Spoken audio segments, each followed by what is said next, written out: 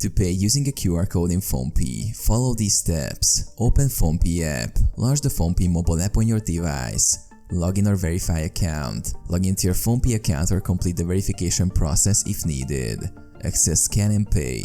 Look for the Scan and Pay option on the app's homepage or navigation menu. Scan QR code. Tap on Scan and Pay and use your device's camera to scan the merchant's QR code. Enter payment amount. Depending on the merchant or transaction, you might need to enter the payment amount after scanning the QR code. Select payment source. Choose your preferred payment source within PhonePe, such as linked bank accounts, UPI or cards. Verify payment details. Review the transaction details displayed on the app, including the payment amount and source. Confirm payment. Proceed to confirm the payment by tapping the appropriate button on the app.